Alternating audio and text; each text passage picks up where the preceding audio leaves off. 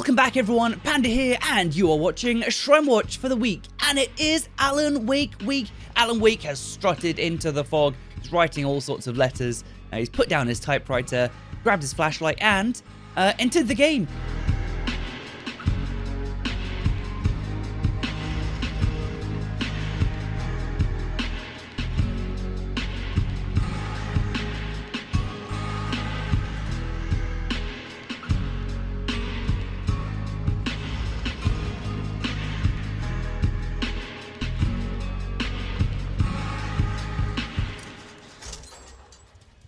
This is a pretty bloody big patch. We're going to talk about the patch and also the live stream where they talked about the future of Dead by Daylight and what we're going to be getting in the next few months, including the Lights Out event, which is starting next week and actually looks like it's going to be bloody awesome. So Billy's back in a big way. Everyone's playing Billy. His new chainsaw mechanic is blasting. He's got new add-ons. He seems to be a lot of fun. It's an original killer given a bit of love, and it is seemingly a lot of fun. He's got a chainsaw, but now it's blue and it has fire coming out of it. Apparently the Onryo changes are just not good. Look, I'm kind of sick of the Onryo. I don't really play her much myself, and it just seems like such a complicated mechanic. Whenever I'm reading through the patch notes, I'm like, what does this mean? You know, I always just end up playing her like an M1 killer with a little bit of teleport.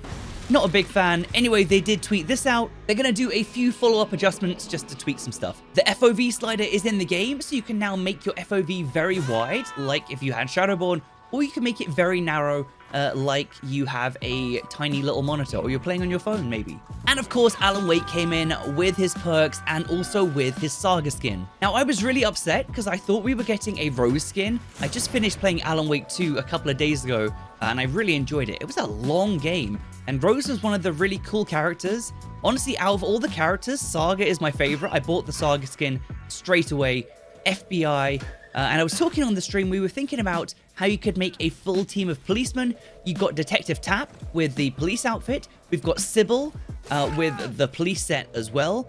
Now we've got Leon and also Saga. And I guess you could toss in, you know, like Chris and stuff, but those four are actually proper police. Okay, someone said the FBI is not police. Law enforcement. You know, whatever. I'm not American. They're pretty much policemen, right? They've got a gun.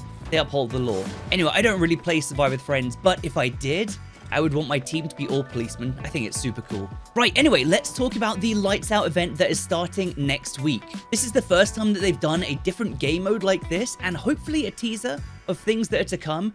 Unfortunately, this is only going to last for a week. This event is only going to be active from the 6th until the 13th of February, so next week. Unfortunately, not longer, but I'm sure I'm still going to enjoy it. But anyway, it is a game mode where you'll be able to queue up separately for the Lights Out mode, so not everyone is forced to play it, which I think is a really great idea from Behavior. This makes it so that, you know, people who want to take part in this special thing, they can have fun, they can go in, they can do their thing, but not everyone is forced into it, which means that people will hopefully not be super salty about it.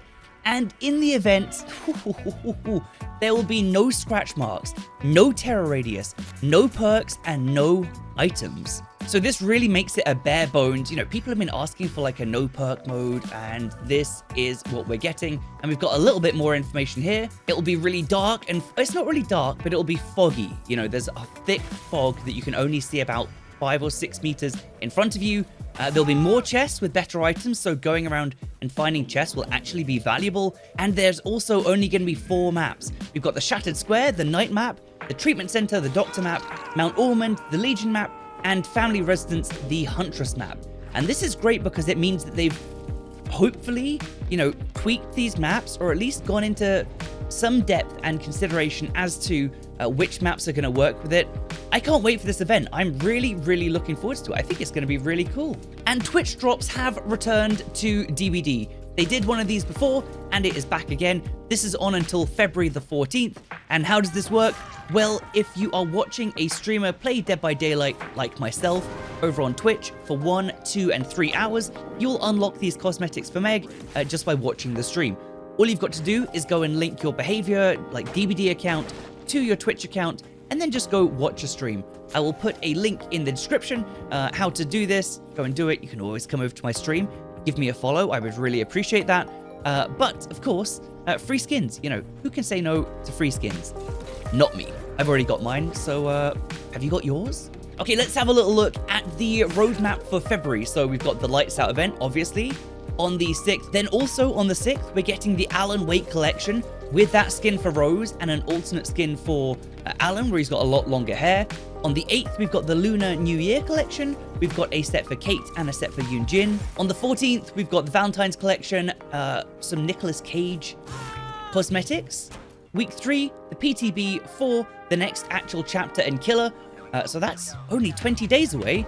And then also the Iron Maiden collection, and then on February 27th, the Neon Knights. Let's have a look at the banner for the Iron Maiden collection. So here we go. I mean, have we been told what these different skins are? On the left, if I had to guess, that's a Wraith. Then we've got an Oni. Then on the right, we've got a very sexy looking gunslinger.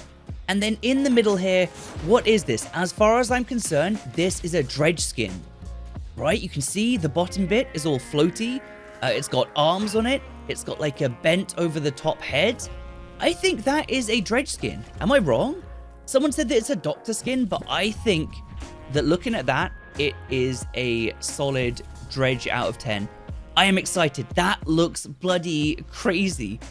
I thought these were just going to be shirts. I thought they had said that they were just going to be shirts. These are full, intense skins. I like it. Bring it on. That Deathslinger skin, like, his thighs.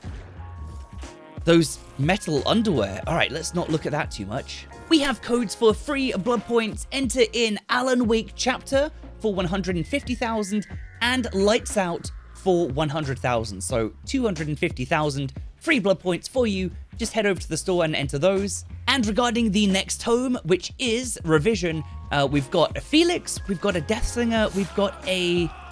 Who is that? I don't know. Is that Nia? And then I don't know who this killer is either. Am I mad? I was going to say Hillbilly, but he's got no chainsaw. Maybe Doctor? I don't know. And in the middle, we've got Scratch for Alan Wake. If you've not played Alan Wake 2, Scratch is basically the evil alter ego / doppelganger of Alan Wake. He's like he's evil. You can tell he's evil because he's got his hair slicked back and he's got his bunched fists, which is cool. I'm looking forward to that. I think the tome should be opening today, although I have not quite seen it happen yet. And regarding what they talked about on the live stream, from April to June, we've got some more information here. Bloodweb improvements. I'm not sure what they could do to the Bloodweb at this point, but I'm looking forward to it. Perk updates. Ultimate Weapon, Decisive Strike, Genetic Limit, Adrenaline, This Is Not Happening, and Distressing. Killer updates to the Twins and the Blight finally, and they're going to change Haddonfield again. Haddonfield is one of the most recent maps that got regened. Bam! We're going again. Probably because the center bit is shit. And also all the buildings have got like 5 windows, and that's also shit. But in the perk updates bit, very interesting, they've added Adrenaline onto the list there. I've seen a lot of people are quite frustrated about this, as Adrenaline has a 31% pick rate. It's the second most used perk, and honestly, it needs a bit of a tweak. You know, I know it's a great perk, and you have to earn it, but there's a couple of things, you know. Adrenaline probably shouldn't activate if you're already exhausted, and that's one change they could immediately make, which would just make the perk way more balanced. They might make it so when you jump off the hook, you're not fully healed. I'm not sure, but I don't think they're going to go too hard on it, but just bring it down a little bit so there's space for other perks. When there is a perk that is so firmly set in the meta, that probably means that it's a bit too strong, and you can bring that down, and then hopefully other perks will contend for it, and then it just makes the game more interesting and balanced and, you know, not as stale. You can't just keep running with the same meta forever, or else everyone is going to fall asleep and the game just becomes super boring. So I welcome this coming in. Ultimate Weapon obviously is a bit strong. Decisive Strike? I don't know. Are they going to make that stronger or weaker? Who knows? This Is Not Happening. Weird, distressing. Actually kind of cool they're going back and looking at some of the base, you know, normal level perks and changing them. We'll have to see what those are like. Anyway, we've got an interesting roadmap ahead of us, you know. Plenty of stuff. In just March to April, we're getting tweaks to the Hag, Pig, Huntress, Demo, Clown, and Doctor. They're going to change Mangled. We've got a very packed couple of months. It seems like Behavior is actually doing some stuff. They, you know, kicked into overdrive with the new year. Maybe we're going to get some great stuff. they did just fire a bunch of employees. Maybe they got rid of the bad employees and all the good employees are like, let's go! And that is pretty much the news today. Last thing I just want to cover is this skin came out for Jonah, where he's got a medal, he's got a swimming cap on. And I saw this yesterday and it's not left my brain. Why is his ear sticking and clipping through the swimming cap? You had one job behavior, making a swimming cap. Make his ears go under the cap. I can't believe it. Okay, let's have a look at the Shrine of Secrets. On Survivor, first is a Gabriel Soma perk. It's Troubleshooter. This only activates while you're being chased, and you can always see the gen with the most progress, which is kind of interesting. I don't think I've ever really used this perk. And also, you see the aura of the killer for 6 seconds after dropping a pallet. So this actually is kind of useful, I guess. You get into a little chase, you know where the gen is that's most progressed, you can go over there and work on it. When you drop a pallet in a chase, you can anti-mind game the killer. Well, I'm going to use this in today's games, but definitely interesting. Second up is Parental Guidance. After stunning the killer by any means, your scratch marks, pulls the blood, and grunts of pain are hidden for 7 seconds. So drop a pallet on the killer, stun him, and if you're using Troubleshooter as well, you're going to see his aura, you're not going to be making any sound. Kind of interesting. Kind of interesting. And over on Killer, we have a devastating combo. We have the most used killer perk, Scourge Hook Pain Res. Each time you hook one of the 4 different survivors on the Scourge Hook, it will blow up the gen with the most progress by 25%. Strong on its own, very strong. But combo that with Dead Man Switch from the Deathslinger, our next perk. After you hook a survivor, the perk activates for 30 seconds, and during that 30 seconds, any survivor who comes off a generator, it will be blocked, and it will be blocked until the perk runs out. Annoyingly, with Pain Res and Dead Man Switch, you hook them, the gen explodes, they get knocked off it, and it gets blocked. It's kind of a sick combo, I have to say. Okay, so there is the news, and there is the perks. Join me tomorrow where we're going to use those perks and play some games, and this time I won't forget to upload it. Have a great day, come follow me over on Twitch and link your account for those Twitch drops, and keep on hooking or surviving. Panda out.